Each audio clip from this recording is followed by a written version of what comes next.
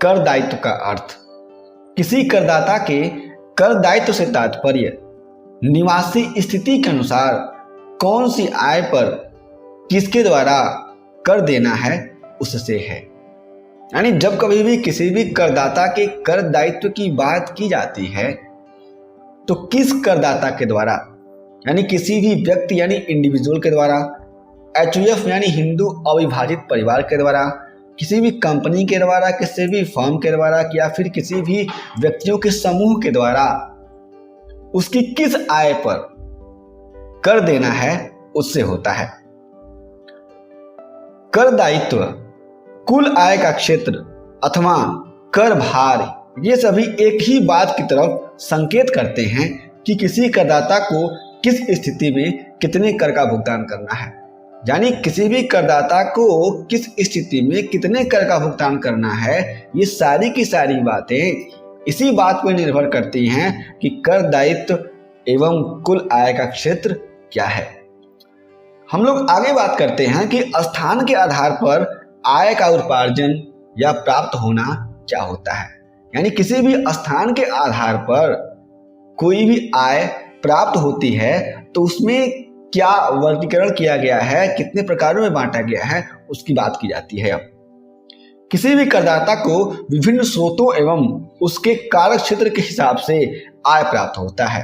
यानी कोई भी करदाता होता है उसको विभिन्न स्रोतों की बात करते हैं तो हमारे पास 5 स्रोत होते हैं, यानी सोर्सेस ऑफ इनकम हमारे पास 5 होते हैं। Income from salary, income from business and profession, income from house property, income from capital gain और इनकम फ्रॉम अदर सोर्सेस। ये 5 सोर्सेस हमारे पास होते हैं। तो इन 5 स्रोतों से और उसके कार्यक्षेत्र के हिसाब से, यानी किस कार्यक्षेत्र में वह कार्य कर रहा है, किस जगह पे वो अपना बिजनेस लगाया हुआ है, किस जगह पे अपना कोई भी सेटअप लगाया हुआ है, उसके हिसाब से आय प्राप्त होता है। कुछ करदाताओं को भारत से तथा कुछ करदाताओं को भारत के बाहर से आय प्राप्त होता है।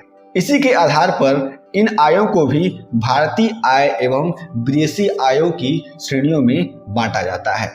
तो ये बात हम सभी को समझनी है। अब हम देखते हैं कि भारतीय आय क्या होती है और विदेशी आय क्या होती है। किसी भी करदाता को यदि किसी भी स्रोत से आय भारत में उपार्जित या प्राप्त होती है या प्राप्त हुई समझी जाती है तो वह आय भारतीय आय के रूप में मानी जाती है।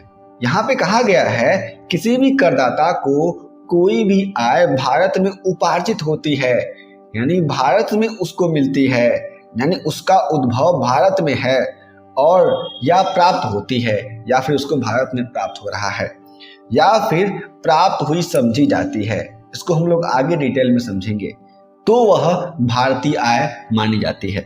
अब बात करते हैं विदेशी आय की। जो आय भारत के बाहर से उपार्जित या प्राप्त होती है या प्राप्त हुई समझी जाती है तो उसे विदेशी आय कहते हैं। कोई भी इनकम किसी भी व्यक्ति को अपनी कंट्री यानी इंडिया से बाहर प्राप्त होती है उसको हम लोग कहते हैं विदेशी आय। तो इस बात को हमें समझना है कि कौन सी आय विदेशी आय होती है और कौन सी आय भारतीय आय होती है। अभी हमने समझा कि स्थान के आधार पर आय का उपार्जन या प्राप्त होना क्या होता है। अब हम लोग बात करते हैं कि निवासी स्थिति के आधार पर कर दायित्व, यानी किसी भी व्यक्ति की निवासी स्थिति पर कर दायित्व की गणना कैसे होती है, कर दायित्व क्या होती है, इसकी बात अब हम लोग करते हैं और समझते हैं। निवासी स्थिति के आधार पर कर दायित्व। किसी भी करदाता के कर दायित्व का निर्धारण करते समय निम्न बातों पर ध्यान देना चाहिए। अब यहाँ पर कोई भी करदाता है, जब हम उसके कर निर्धारण की बात करेंगे तो कुछ बातें हैं, कुछ 3 बातें उसको हम लोग ध्यान में रखते हैं, जिसमें पहला है निवासी या साधारण निवासी की दशा में कर दायित्व का निर्धारण।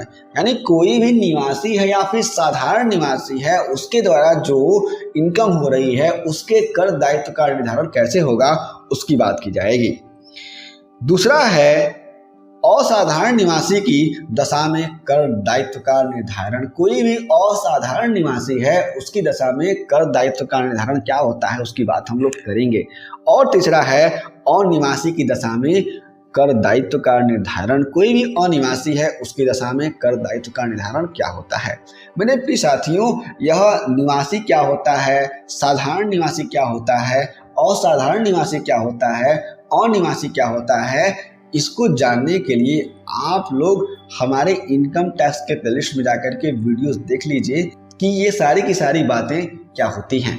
हम लोग आगे बढ़ते हैं। पहले हम लोग जानते हैं कि निवासी या साधारण निवासी की दशा में कर दायित्व। किसी भी निवासी या साधारण निवासी करदाता के लिए उसके सारे आय पर कर देना पड़ता है। यानी अगर कोई भी करदाता निवासी है या साधारण निवासी है तो उसे जितना इनकम प्राप्त होगा उस सारे के सारे इनकम पर उसे टैक्स पे करना पड़ेगा, जिसमें कुछ पॉइंट ऐसे हैं उसको हम लोग समझ लेते हैं। 3 पॉइंट्स में है। पहला, जो आय करदाता के द्वारा गत वर्ष में भारत में प्राप्त हुई या प्राप्त हुई समझी जाए। यानी जो आय किसी भी करदाता को भारत में पिछले वर्ष गत वर्ष प्राप्त हुई है या फिर प्राप्त हुई समझी जाती है। आय के भारत में प्राप्त होने से तात्पर्य है कि आय का भारत में स्थापित किसी व्यवसाय से प्राप्त होने से है। यानी कोई भी व्यवसाय भारत में स्थापित है और उस व्यवसाय से आय प्राप्त हो रहा है तो हम कहेंगे कि वह आय भारत में प्राप्त हुई है। जैसे दिल्ली, पंजाब, हरियाणा, उत्तर प्रदेश आदि राज्यों में स्थापित कंपनियों से प्राप्त आय। तो इस एग्जाम्पल को आपको समझना है। प्राप्त हुई समझी गई आय या फिर डिम्ड इनकम से तात्पर्य कंपनियों के द्वारा घोषित लाभांश से है। यानी कोई भी कंपनियां लाभांश घोषित कर देती हैं कि हम आपको यानी शेयर होल्डर्स को इस वर्ष में इतना आय देंगे। तो क्या हुआ है, इस कंडीशंस में क्या होता है कि पहले तो लाभांश घोषित हो जाता है। इसके अनुसार कोई कंपनी जिस वर्ष लाभांश घोषित करती है उसी वर्ष उसको प्राप्त हुई समझी गई आय माना जाता है। तो इस बात को ध्यान रखना है कि जिस वर्ष कोई भी कंपनी ये घोषित करती है कि हम लोग अपने शेयर होल्डर्स को इतना लाभांश देंगे, इतना डिविडेंड देंगे, उसी वर्ष हम लोग मान लेते हैं कि हमारे शेयर होल्डर्स को उतना लाभांश मिला हुआ है। इसमें दूसरा है, जो आय करदाता के द्वारा गत वर्ष में भारत में उपार्जित या उपार्जित हुई समझी जाती है। तो पहले में हमने समझा कि प्राप्त हुई या फिर प्राप्त हुई समझी जाती है। अब हम लोग जान रहे हैं कि उपार्जित हुई या फिर उपार्जित हुई समझी जाती है जो आय। इसमें कहा गया है कि आय के भारत में उपार्जित होने से तात्पर्य भारत में व्यवसाय या नौकरी करके आय कमाने से है। यानी कोई भी व्यक्ति है या कंपनी है वह भारत में व्यवसाय करके या फिर कोई व्यक्ति नौकरी करके आय प्राप्त करता है, उसे कहा जाता है भारत में उपार्जित आय, भले ही यह आय विदेश से प्राप्त हो। यहाँ पे कहा जा रहा है कोई भी व्यक्ति हो जो फिर भारत में व्यवसाय करके या नौकरी करके प्राप्त करता है आय, भले ही उसकी जो कंपनी है वह विदेश की कंपनी है, तो उसमें वह बात आती है कि उसको कहा जाता है भारत में उपार्जित आय। किसी विदेशी कंपनी के कर्मचारी के द्वारा भारत में आय कमाना भारत में उपार्जन कहा जाता है। भारत में उपार्जित हुई समझी गई आय से तात्पर्य किसी भारतीय कंपनी के द्वारा भारत से बाहर दिए गए लाभांश से है। यानी अगर हम लोग उपार्जित हुई समझी गई आय की बात करते हैं तो किसी भारतीय कंपनी के द्वारा भारत से बाहर जो लोग रहने वाले हैं, जो भारत के बाहर के शेयर होल्डर्स हैं, उनको जो लाभांश दिया जाता है उससे किया जाता है। अगली बात कही जा रही है कि यदि कोई निवासी या साधारण निवासी है और विदेश में कोई मकान संपत्ति है और उसे उस मकान संपत्ति से कोई आय प्राप्त होती है तो उस आय को कर दायित्व के निर्धारण के समय उसकी आय में शामिल कर लिया जाता है। इस बात को समझना है कि कोई भी निवासी है या फिर साधारण निवासी है और उसका कोई घर है कहाँ पे, विदेश में, और उस घर से उसको इनकम मिल रहा है तो उसको टैक्स पे करना पड़ेगा हमारे भारत में। अब हम लोग बात करते हैं कि असाधारण निवासी की दशा में कर दायित्व। इसमें पहला है, गत वर्ष में करदाता को या उसके किसी अधिकृत व्यक्ति को भारत में प्राप्त हुई या प्राप्त हुई समझी गई आय। यहाँ पे कहा जा रहा है कोई भी असाधारण निवासी है उसको भारत में पिछले वर्ष में प्राप्त हुई आय या फिर उसके किसी भी अधिकृत व्यक्ति को जो उसके अंडर में काम कर रहा है उसको जो आय प्राप्त होती है उसको हम लोग कहते हैं कि भारत में प्राप्त हुई या प्राप्त हुई समझी गई आय किसी भी असाधारण निवासी की। दूसरा है गत वर्ष में भारत में उपार्जित अथवा उपार्जित हुई समझी गई आय। किसी भी असाधारण निवासी को गत वर्ष में भारत में उपार्जित हुई या फिर उपार्जित हुई समझी गई आय प्राप्त होती है उसको भी हम लोग शामिल कर लेते हैं किसी भी असाधारण निवासी के कर दायित्व का निर्धारण करते समय। तीसरा है गत वर्ष में भारत के बाहर उपार्जित हुई व्यापार से आय, यानी पिछले वर्ष में किसी भी असाधारण निवासी के द्वारा भारत के बाहर उपार्जित हुई आय है उसको भी शामिल करना है। यदि उस व्यापार का नियंत्रण भारत से होता हो अथवा किसी पेशे से संबंधित हो तथा जो भारत में स्थापित हो। कोई भी कंपनी भारत में स्थापित है लेकिन उस कंपनी की जो आय है किसी भी व्यक्ति को किसी भी असाधारण निवासी को प्राप्त होती है विदेश में उसको हम लोग यहाँ पर शामिल कर लेते हैं। यहाँ पे तीसरा है कि अनिवासी की दशा में कर दायित्व। किसी अनिवासी की निम्न आय उसकी कुल आय में सम्मिलित की जाती हैं, जिसमें पहला है अनिवासी करदाता को उसके द्वारा अधिकृत व्यक्ति को भारत में प्राप्त हुई या प्राप्त हुई समझी गई आय। कोई भी अनिवासी है यानी भारत का निवासी है ही नहीं किसी भी कंडीशंस में। हमने निवासी के बारे में कुछ वीडियोस देखे हैं समझे हैं, उसको आप लोग जाकर के प्लेलिस्ट में देख लीजिए। तो किसी भी अनिवासी करदाता को जो भारत का निवासी है ही नहीं या फिर उसके किसी अधिकृत व्यक्ति को जो उसके अंडर में काम करता है उसको कोई भी आय प्राप्त होता है भारत में तो यह कहा जाता है कि वह भारत में प्राप्त हुई या समझी गई आय है। इसको हम लोग शामिल कर लेते हैं, उससे टैक्स ले लेते हैं कर निर्धारण में। दूसरा है गत वर्ष में भारत में उपार्जित अथवा उपार्जित हुई समझी गई आय। किसी भी अनिवासी के द्वारा भारत में गत वर्ष में उपार्जित या फिर उपार्जित हुई समझी गई आय है तो उसको भी शामिल करना है कर निर्धारण में। तो मेरे प्रिय साथियों, हमने इस वीडियो में समझा कि कुल आय का क्षेत्र या कर दायित्व क्या होता है। यदि आपको फिर भी कोई दिक्कत है, कोई परेशानी है तो हमें नीचे कमेंट करके जरूर बताएं। हम फिर से मिलेंगे एक नए वीडियो के साथ, तब तक के लिए जय हिंद।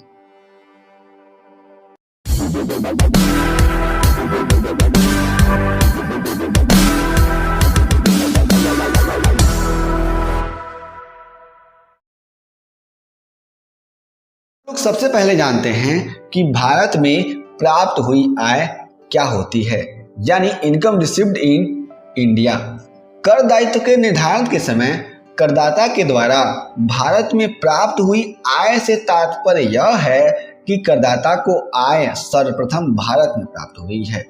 यानी जब कभी भी बात की जाती है भारत में प्राप्त हुई आय से तो ये समझना चाहिए कि वह आय भारत में किसी भी करदाता को सबसे पहले प्राप्त हुई है, यानी भारत से वह आय सबसे पहले फर्स्ट प्राप्त हुई है। इस बात को बारीकी से समझा जाए तो यह बात समझ में आता है कि यदि किसी निवासी को उसके कार्य के बदले कोई आय विदेश की किसी कंपनी से विदेश में प्राप्त होती है और वह अपनी विदेश में प्राप्त हुई आय भारत में भेज देता है तो उसे भारत में प्राप्त हुई आय माना जाता है। यानी कोई व्यक्ति है उसको कोई भी इनकम विदेश में प्राप्त हो रहा है और वह इनकम भारत में भेज देता है अपने माता पिता के पास, अपने भाई बहन के पास, अपनी पत्नी के पास, अपने बच्चों के पास, तो कहा जा सकता है कि वह आय भारत में प्राप्त हुई है, उस पर टैक्स भारत में लगता है।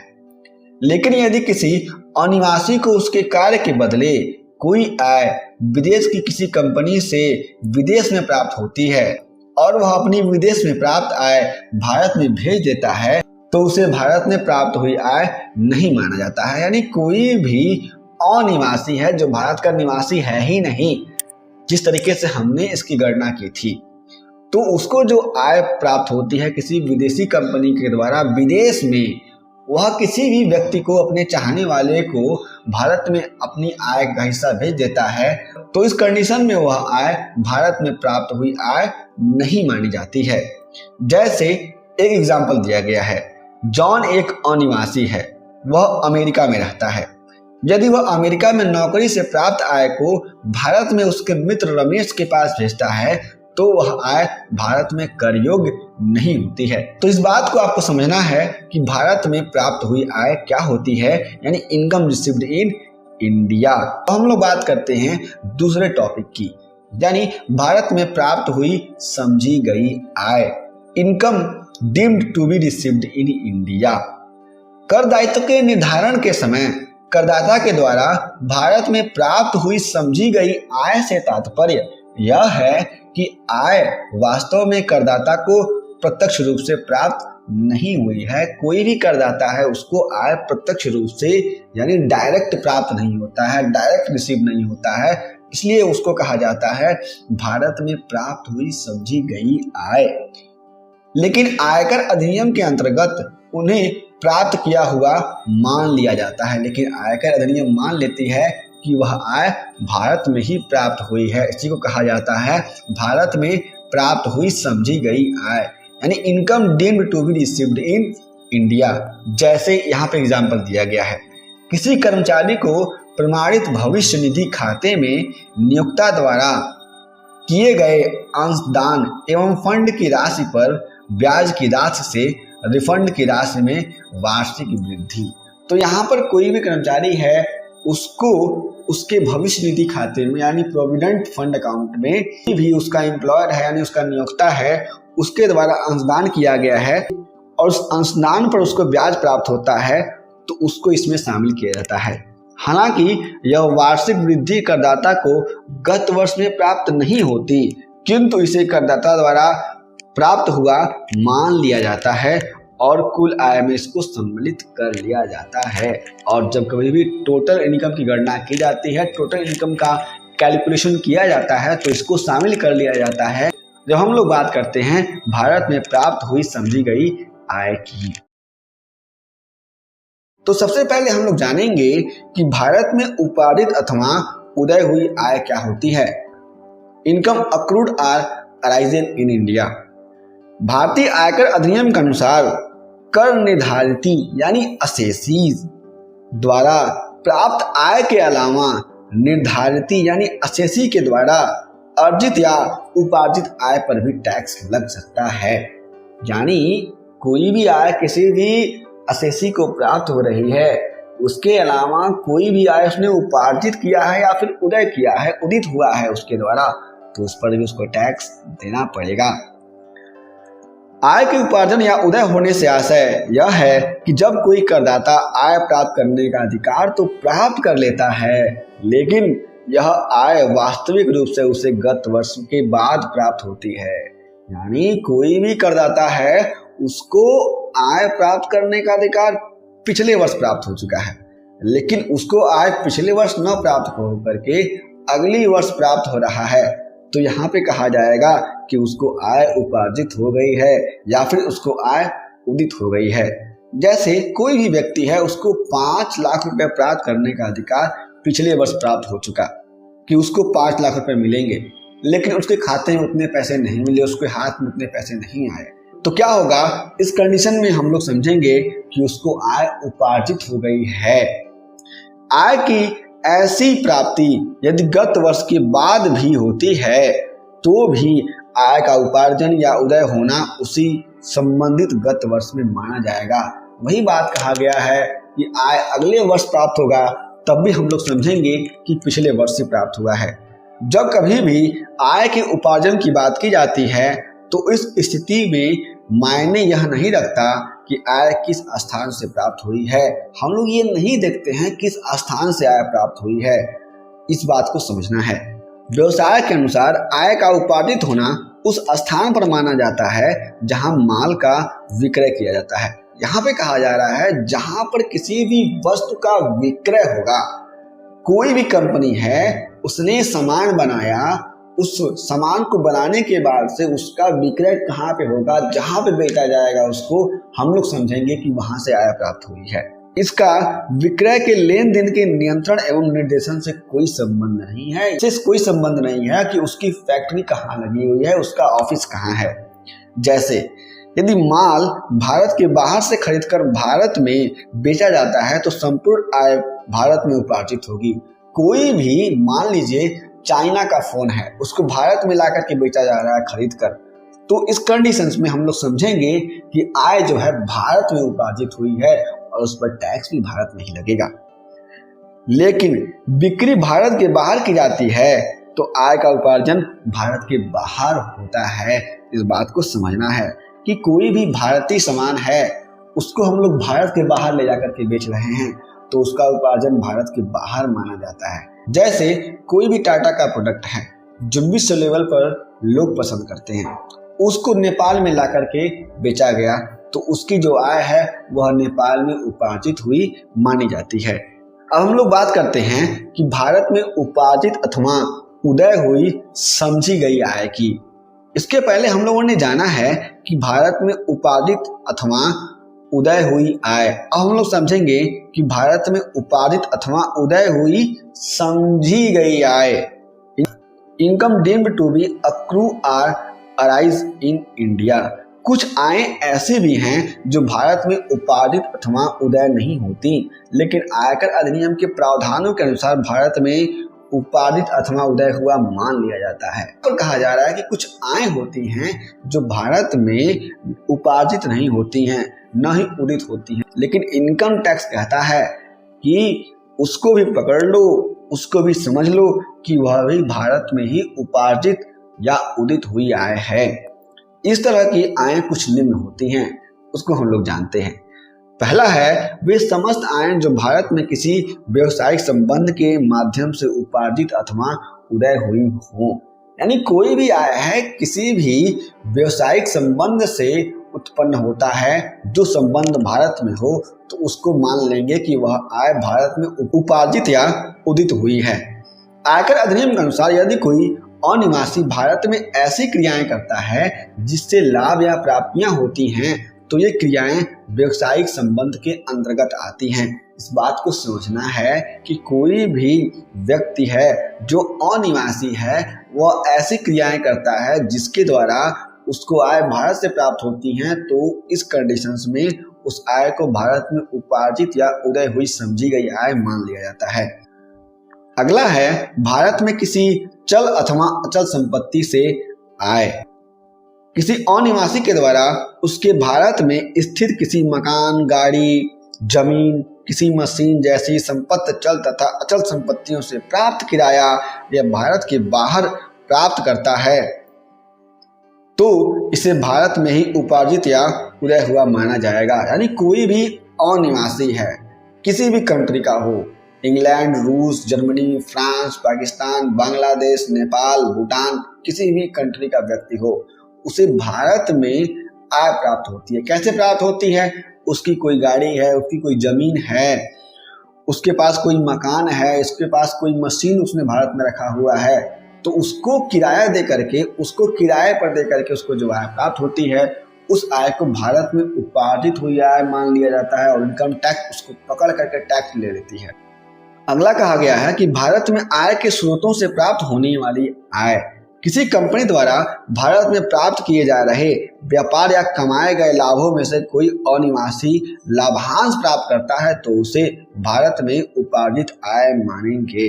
यानी कोई भी व्यक्ति है, विदेशी व्यक्ति है, अनिवासी है, वह भारत में किसी भी कंपनी का शेयर खरीद लेता है और उस शेयर पर उसको डिविडेंड प्राप्त होता है, तो यहाँ पे कहा जाएगा, उसको हम लोग मानेंगे कि वह भारत में उपार्जित आय है और उस पर टैक्स लगा दिया जाएगा, उसको मान लिया जाएगा कि वह भारत में उपार्जित हुई है। अंतिम पॉइंट है भारत में स्थित पूंजी के हस्तांतरण से होने वाला पूंजी लाभ। इसमें पहला है चल तथा अचल दोनों प्रकार की संपत्तियां हस्तांतरण के समय भारत में होनी चाहिए। यानी चल तथा अचल जो भी संपत्तियां हैं वह हस्तांतरण के समय भारत में ही होनी चाहिए, इसके अलावा कहीं नहीं होनी चाहिए। तो उस पे जो आय प्राप्त होगी उसको हम लोग मान लेंगे कि वह भारत में ही उपार्जित हुई है। इसमें अगला कहा गया है, दूसरा पॉइंट कहा गया है कि संपत्ति की विक्रय का अनुबंध या विक्रय मूल्य का भुगतान किसी भी स्थान पर हो सकता है। ये नहीं देखना है कि संपत्ति का अनुबंध हो गया है तो उसका भुगतान कहाँ पे होगा, कहीं पे भी हो सकता है। तो मेरे प्रिय साथियों, हमने इस वीडियो में जाना कि भारत में उपार्जित अथवा उदय हुई तथा उपार्जित अथवा उदय हुई समझी गई आय क्या होती है। हम लोग फिर से मिलेंगे इनकम टैक्स एक नए वीडियो के साथ। तब तक के लिए जय हिंद।